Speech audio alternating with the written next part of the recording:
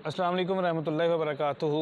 आज का जो टॉपिक है ये बड़ा ही नाजुक और बड़ा ही ज़बरदस्त टॉपिक है और इसको अपने गौर से समझना है। वीडियो शुरू करने से पहले मैं आपको एक चीज़ बताऊं, जो पहली वीडियोस दो चार हमने की ना, वो मैंने आपको बता रहा हूँ कि मैंने टेस्टिंग के लिए की थी कि लोगों का माइंड क्या है, लोग क्या समझते हैं या समझना चाहते हैं या नहीं समझना चाहते हैं। इस पॉइंट ऑफ व्यू से प्रॉपर जो तहकीक है मेरी, वो अभी तक मैंने आपके सामने रखी नहीं, इंशाल्लाह आपसे रखने जा रहा हूँ। उससे पहले मैं आपको ये बताऊं कि जो मुझे मैसेजेस आए हैं, जो कमेंट्स आए हैं, उसके ऊपर ये कहा गया है कि एक बंदे तो कहा मुझे वॉइस मैसेज की है व्हाट्सएप पे कि भाई मेरे आप मौलवी नहीं हैं, ये आपका काम नहीं है।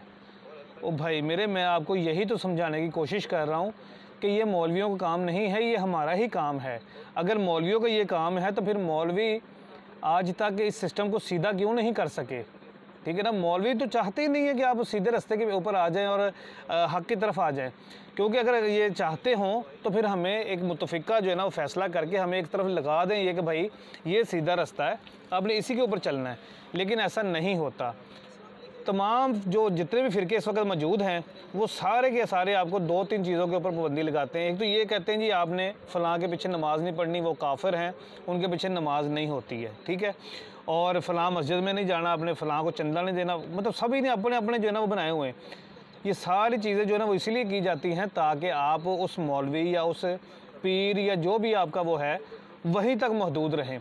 और सेकंड ये है कि सही हक़ ये बताते नहीं। सही हक़ ये बताएंगे ना तो फिर इनके जो इतने तरह पेड़ निकले हुए हैं ना वो ख़त्म हो जाएंगे, क्योंकि ये सही हक़ जो बताएंगे ना आपको, तो फिर आपको तो कुछ चंदा नहीं देगा।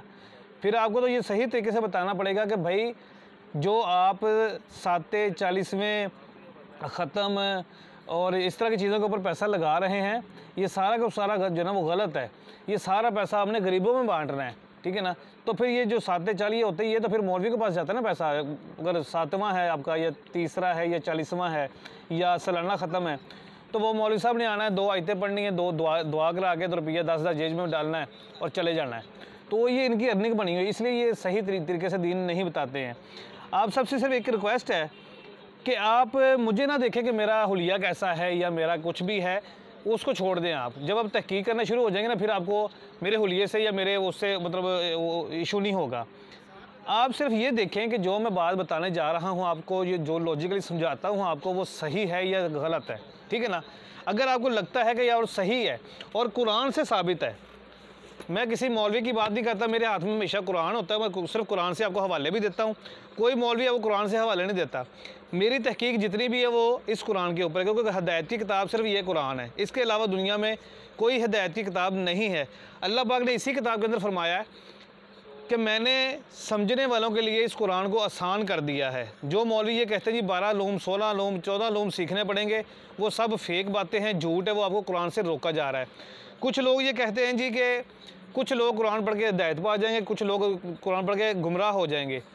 भाई अगर अल्लाह पाक ने इस कुरान को पढ़ने के बाद इंसान को गुमराह ही करना है तो फिर ये कुरान उतारा क्यों गया है? ठीक है ना। ये भी बुहतान लगा रहे हैं मौलवी इस वजह से कि वो लोग हमारी बातें सुने, हमारे तक ही रहें, कुरान तक तो जाए ही ना, ठीक है ना। कुरान को पढ़ के बंदा हिदायत पाता है, गुमराह नहीं होता। और तीसरी बात, इसी कुरान के अंदर लिखा हुआ है कि हमने वो किताबें नाज़िल नहीं की जिनसे ये दर्स लेते हैं, हमने सिर्फ ये कुरान नाज़िल किया है। ये हिदायत की किताब है। सूरह बकरा की पहली आयत के अंदर ये लिखा हुआ है कि ये वो वाहिद हिदायत की किताब है जिसके अंदर किसी किस्म का कोई शक, कोई शोबा नहीं है रत्ती बराबर भी। इसके अंदर जो भी लिखा हुआ हक़ सच लिखा हुआ और हमने इसी के ऊपर ईमान लाना, इसी के ऊपर सारे अपने मामलत करने हैं। अच्छा जी, अब आ जाते हैं जी अपने टॉपिक की तरफ। टॉपिक है क्या? आज की वीडियो थोड़ी सी लंबी हो सकती है, क्योंकि आज हम एक ही वीडियो के अंदर जो है ना वो मरने के बाद के जो मामलात हैं वो भी सारे डिस्कस करेंगे, और सवाल जवाब जो होते हैं, क़यामत वाला जो मामला है, जज़ा सज़ा वाला मामला जो है, उसके बाद जितने भी मामलात हैं ये जो मतलब दिलाए जाते हैं इसाले सवाब के लिए, तीसरा 7वां 40वां ख़त्म और नमाज जनाजा, ये सारी चीज़ें जो है ना हम इसी के अंदर जो है ना वो डिस्कस करेंगे। तो आप मुकम्मल वीडियो को देखेंगे और समझने की कोशिश करेंगे तो इंशाल्लाह आपको समझ भी आएगी और हवाला जात सारे इंशाल्लाह इसी कुरान पाक से आपको मिलेंगे। अच्छा जी, एक रवायत हमें हमेशा से सुनाई जाती है कि जब इंसान मर जाता है تو جب اس کو دفنا دیا جاتا ہے تو اس 2 فرشتے آتے ہیں، منکر اور نکیر، جو اس سے آگے 3 سوالات کرتے ہیں، من ربوں کا، من نبیوں کا، من دینوں کا۔ جو ان چیزوں میں پاس ہو جاتا ہے تو اس کا جو قبر ہے وہ جنت کا باغ بن جاتی ہے۔ جو اس میں کامیاب نہیں ہوتا، جو سوالوں کے جواب نہیں دے سکتا، اس کی قبر جو ہے وہ جہنم کا گڑھا بن جاتی ہے۔ اچھا، اسی عقیدے کو لے کے جو قبریں بنائی جاتی ہیں وہ 6 فٹ گہری بنائی جاتی ہے۔ ایک بندہ جو گورکن ہے، جو قبر کھودنے والا ہے، وہ باقاعدہ لیٹ کے اور اٹھ کے بیٹھ کے چیک کرتا ہے کہ اٹھ کے بیٹھنے کا جو فاصلہ ہے وہ ٹھیک ہے، کیونکہ ان کا عقیدہ یہ ہے کہ جسے جب مرنا ہے تو فرشتوں نے آنا ہے اور اس کو آگے اٹھانا ہے اور اس نے اس طرح سے بیٹھنا ہے۔ اچھا، پھر کچھ لوگ جو ہیں وہ قبر کے اوپر جو سلیبیں ڈالی جاتی ہیں اس کے اوپر کلمہ لکھ دیتے ہیں، تاکہ جب بندہ کو فرشتے آئیں سوال کریں آگے تو وہ کلمہ یہاں سے پڑھ کے تو جو ہے نا اس کو سنا سکے یا جواب دے سکے۔ یہ جتنی بھی چیزیں ہیں نا، یہ سارے کی ساری جھوٹ، فراڈ اور فریب ہیں، ٹھیک ہے نا، ان کی کوئی حقیقت نہیں ہے، ایسا کچھ بھی نہیں ہوتا۔ اچھا، اب میں آپ کو بتاتا ہوں کیسے نہیں ہوتا۔ پہلے آپ کو میں لاجیکلی بتاؤں گا، اس کے بعد پھر آپ کو میں حوالہ جات بتاؤں گا۔ آپ نے خود سے قرآن پڑھنا ہے، تصدیق کرنی ہے اور اس کے بعد آپ نے ماننا ہے۔ اور ایک بات میں آپ کو بار بار کہہ رہا ہوں، ہدایت کی کتاب صرف یہ قرآن ہے۔ جب قرآن آپ کے پاس پہنچ گیا ہے تو پھر آپ نے اس کے اوپر ایمان لانا ہے، اس کو ماننا ہے، اگر آپ اپنے کو مسلم کہتے ہیں تو۔ اگر آپ اپنے کو مسلم نہیں کہتے تو پھر آپ کسی کی کتاب بھی پڑھ سکتے ہیں، پھر آپ غنیۃ الطالبین بھی پڑھ سکتے ہیں، پھر آپ کشف المجوب بھی پڑھ سکتے ہیں، کشف الاسرار بھی پڑھ سکتے ہیں، مطلب فیضان مدینہ بھی پڑھ سکتے ہیں، کچھ بھی پڑھ سکتے ہیں، پھر آپ کچھ بھی پڑھیں، اس سے کسی کو کوئی فرق نہیں پڑتا۔ اچھا جی، لاجیکلی یہ ہے کہ جو منکر اور نکیر جو نام بتائے جاتے ہیں نا فرشتوں کے، اللہ کے کسی فرشتے کا نام منکر اور نکیر ہے ہی نہیں۔ منکر کا مطلب ہوتا ہے نام ماننے والا، ٹھیک ہے، اور نکیر کا مطلب ہوتا ہے، نکیر بھی منکر سے ہی نکلا ہوا لفظ ہے، اس کا بھی مطلب یہی ہے، نام ماننے والا۔ اللہ کے جتنے بھی فرشتوں کے نام بتائے گئے ہیں ان کے نام عزرائیل، اسرافیل، میکائیل، اس طرح کے نام ہیں۔ منکر اور نکیر اللہ کے فرشتوں کے نام ہی نہیں ہیں۔ ایک چیز تو یہ ہو گئی۔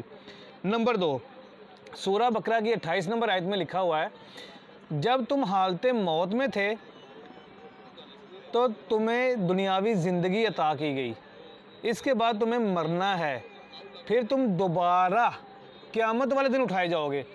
جتنے بھی دوست اس ویڈیو کو دیکھ رہے ہیں، آپ سب نے قرآن پڑھا ہے، اور قرآن کے اندر بار بار یہ چیزیں جو ہے نا وہ یہ آیتیں سنائی جاتی ہے کہ دوبارہ قیامت والے دن اٹھایا جائے گا، دوبارہ قیامت والے دن اٹھایا جائے گا۔ دوبارہ کا مطلب ہوتا ہے دوسری مرتبہ، ٹھیک ہے نا، تیسری مرتبہ نہیں ہوتا۔ اس بات کو اپنے لاجیکلی سمجھنا ہے۔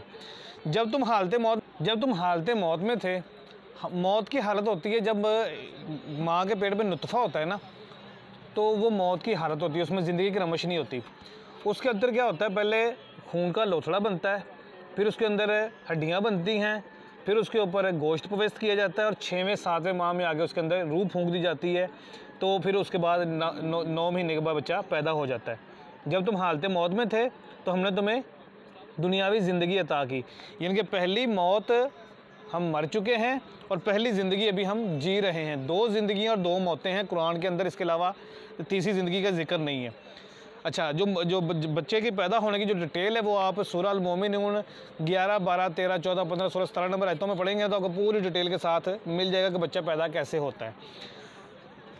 پہلی زندگی ہم جی رہے ہیں، اس کے بعد تمہیں موت آئے گی، ٹھیک ہے، اس کے بعد ہم نے مرنا ہے، پھر تمہیں دوبارہ دوسری مرتبہ قیامت والے دن اٹھایا جائے گا۔ قیامت والے دن اٹھایا جائے گا۔ قبر میں یہاں پہ ذکر نہیں کہ قبر میں اٹھایا جائے گا۔ اگر قبر کا ذکر ہو یہاں پر تو پھر یہاں پہ لکھا ہو کہ دوبارہ تمہیں قبر میں اٹھایا جائے گا، پھر تمہیں مار دیا جائے گا، تیسری مرتبہ تمہیں قیامت والے دن اٹھایا جائے گا، ٹھیک ہے نا، یہاں پر ذکر نہیں ہے، دوبارہ ہم نے قیامت والے دن اٹھنا ہے۔ جب انسان مر جاتا ہے تو جب مٹی کا جسم جو ہے نا وہ مٹی میں چلا جاتا ہے، روح جو ہے وہ عالم برزخ میں چلی جاتی ہے، اور اس درمیان ایک پردہ حائل کر دیا گیا ہے جس کو برزخ کہا گیا ہے، ٹھیک ہے۔ جب انسان مر گیا تو اس کے لیے ٹائم بریک ہو چکا ہے، ٹائم ختم ہو گیا، رک گیا اس کے لیے ٹائم، ٹھیک ہے نا۔ جب قیامت کا دن ہوگا تو اللہ پاک کیا فرما رہے ہیں قرآن میں کہ ہم قیامت والے دن مردوں کو زندہ کریں گے۔ اگر آپ کی اس روایت کو مان لیا جائے کہ جہنم کا گڑھا اور جنت کا باغ، تو پھر اس کا مطلب ہے کہ نیچے قبر کے اندر جو ہے نا وہ لوگ زندہ ہیں، ٹھیک ہے نا۔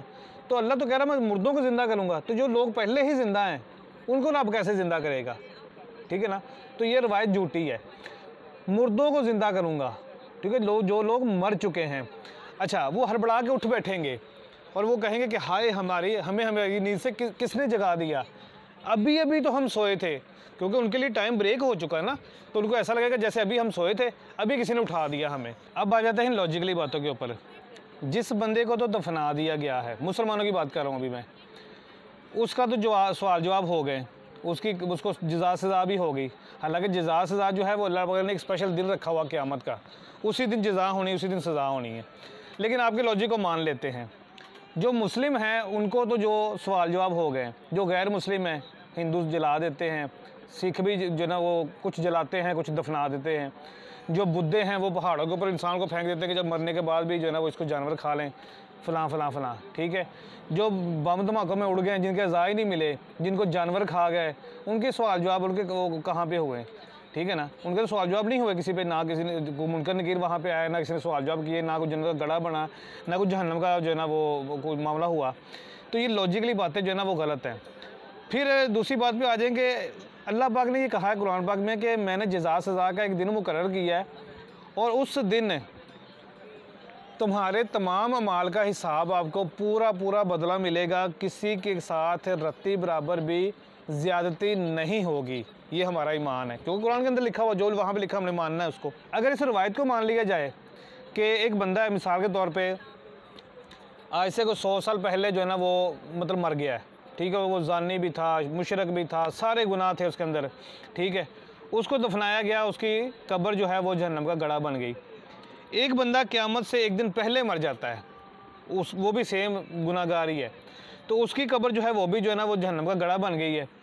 अब उस बंदे को 100 साल से अज़ाब होता आ रहा है, इस बंदे को एक दिन अज़ाब हुआ है और अगले दिन क़यामत आ गई है, अगले दिन अल्लाह ताला ने फिर उठा लिया, जी आओ जी हिसाब दो आके।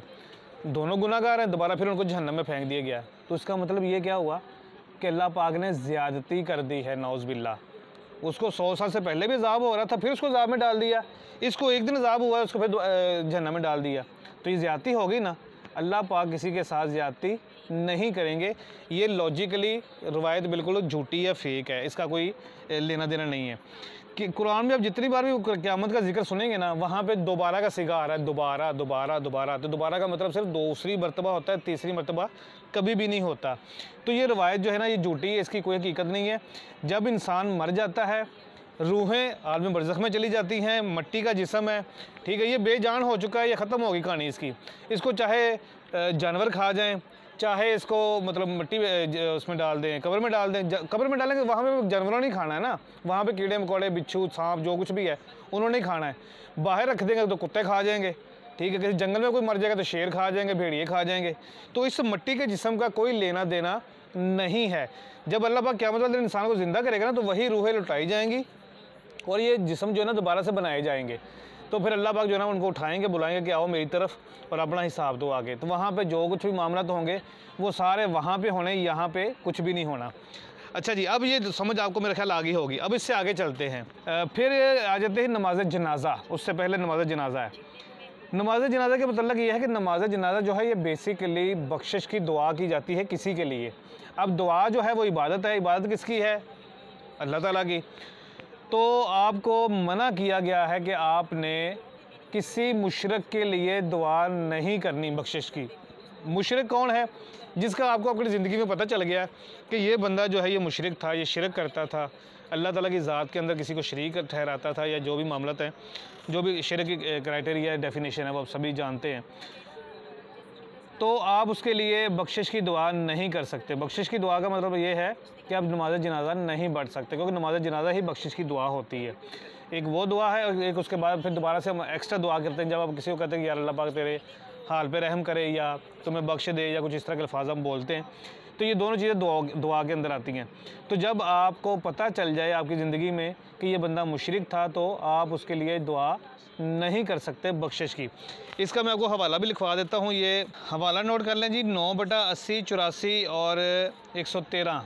ये सूरह तौबा है, और मैं आपको पढ़ के भी सुना देता हूँ। जो जी इस्ताद मुसलमान दिल खोल कर खैरात करते हैं, और जो बेचारे गरीब सिर्फ इतना ही कमा सकते हैं जितनी मजदूरी करते हैं, तो थोड़ी सी आमदनी के बावजूद खैरात करते हैं, और इन पर जो मुनाफिक तान करते हैं और हंसते हैं, अल्लाह इन पर हंसता है और इनके लिए तकलीफ़ देने वाला अज़ाब तैयार है।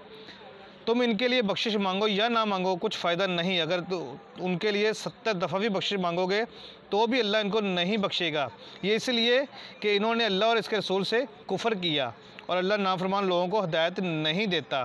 یہاں سے چلیں گے آپ تو 84 تک آ جائیں گے، اگر پھر آگے بھی آپ کو نظر آئے گا 84 نمبر آیت، 82 81 82 83 84 مکمل آپ پڑھ سکتے ہیں۔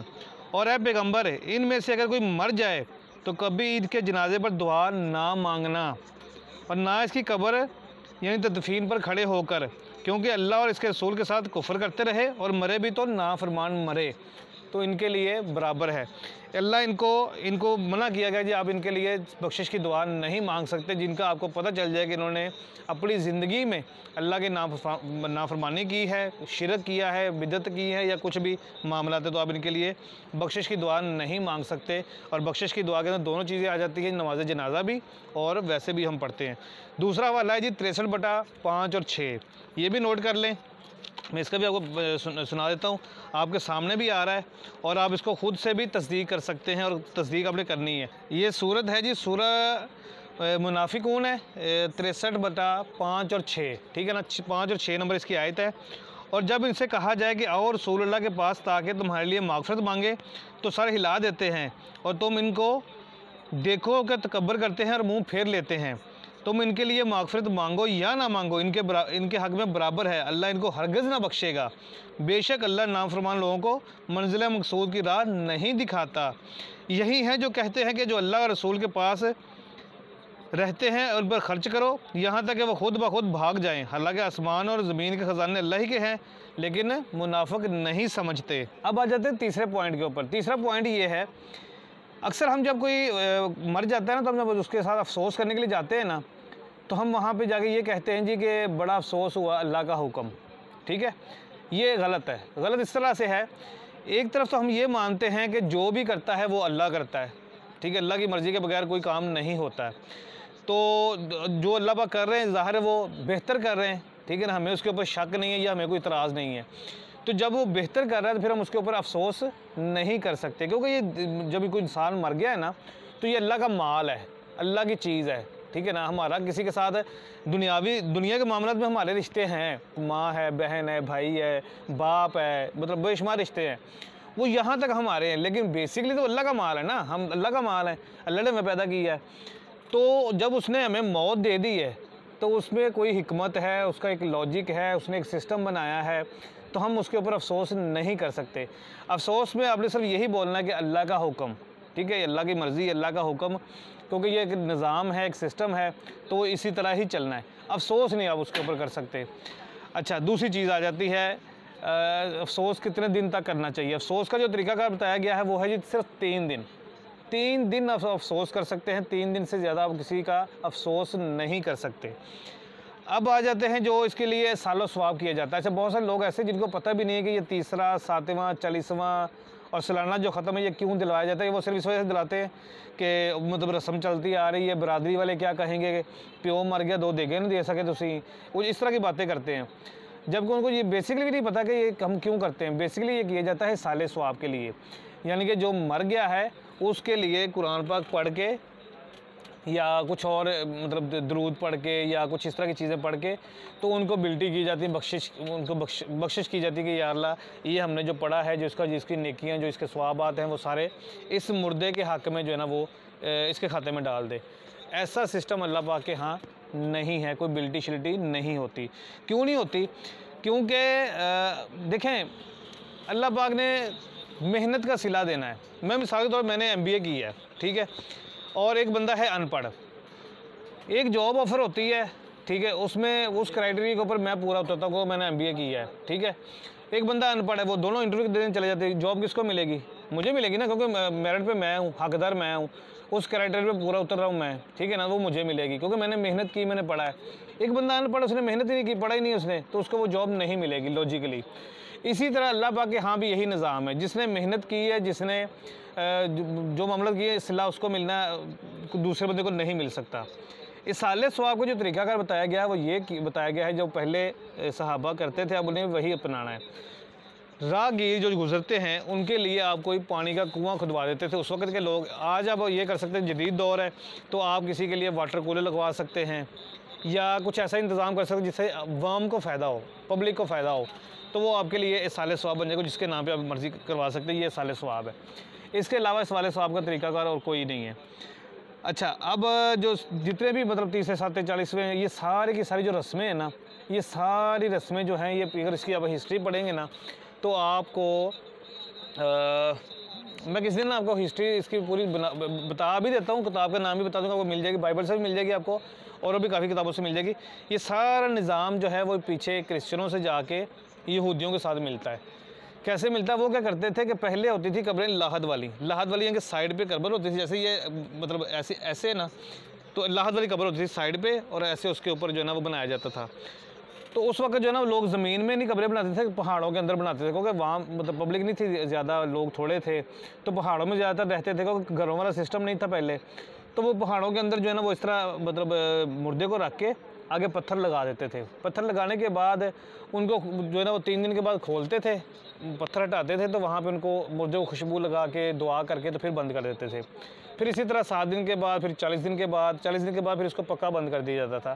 اور پھر اس کے بعد سال کے بعد سال اس کو جو ہے نا وہ اس کی یاد میں یا عرس منانا یا کچھ بھی کرنا, عرس تو خیر نہیں, اس کی یاد میں جو ہے نا وہ سارا کچھ معاملات کیے جاتے تھے.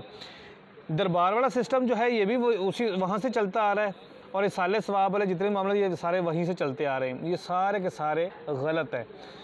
اگر یہ معاملات صحیح ہوتے, اصالِ ثواب اس طرح سے ہوتا یا اسلام میں جائز ہوتا, تو سب سے پہلے نبی علیہ السلام کرتے, کیونکہ ہم ان کے امتی ہیں, ہم کلمہ محمدی پڑھتے ہیں, ہم نے اطاعت بھی محمد کی کرنی ہے, ٹھیک ہے نا. تو جو نبی علیہ السلام نے کیا ہے, سنت کا مطلب تو یہی ان کو کاپی کرنا ہے.